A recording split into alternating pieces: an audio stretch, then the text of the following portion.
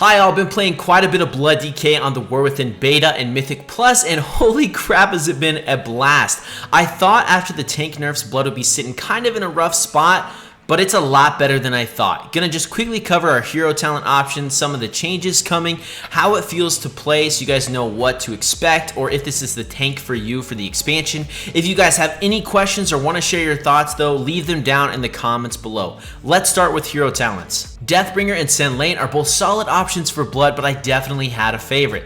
Sen Lane is all about using Shadow and Blood to increase our survivability and damage. We get Vampiric Strike, which makes Death Strike and Death Coil have a chance to give us Vampiric Strike, which will heal us a % of our max HP and grants us additional haste with Essence of the Blood Queen.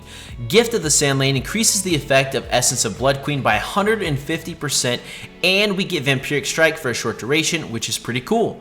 We get multiple nodes that increase our damage of Death Strike, Death Coil, Heart Strike, or Vampiric Strike, and just baseline increases to our stats. One of my favorite nodes in the hero talent tree is the Blood is Life. It's a new passive that will summon a blood beast to attack enemies, stores the damage it does, and then explodes when it dies, dealing extra damage to enemies and healing us. For some survivability, we also get Blood-Soaked Ground, which reduces physical damage we take, Bloody Fortitude, which reduces damage we take with Icebound Fortitude, and we can get it back a little faster. Or we have Vampiric Aura, which increases the benefits of Lichborn and baseline Leech. I also really like Vampiric Speed, which increases movement speed of Death's Advance or Wraithwalk, but also buffs nearby allies' speed by 20% for a few seconds, which is dope.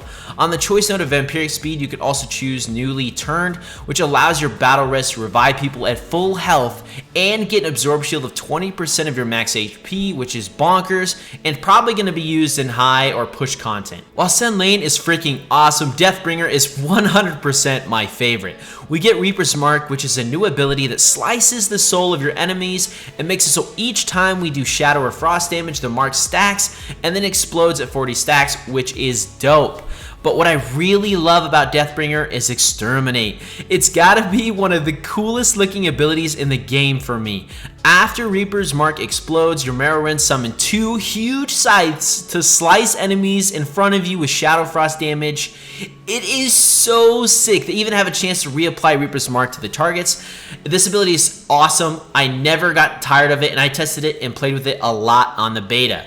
A lot of the Deathbringer hero talent tree passives turn our abilities into Shadow Frost damage or buffs Reaper's Mark damage. We got a couple increases to our survivability with Rune Carved Plates and Pact of the Deathbringer, with Pact being pretty awesome.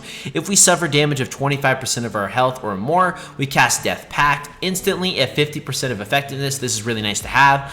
A couple little nice utility nodes with Expelling Shield and Death's Messenger, which aren't insane, but good additions. I think Deathbringer brings a little less survivability, but the Death Knight Fantasy, the badass giant size, and damage it brings makes it absolutely worth running for me. Honestly, I love our tier set, and it helps because our Death Strike doesn't feel quite as impactful as it did in Shadowlands or Dragonflight.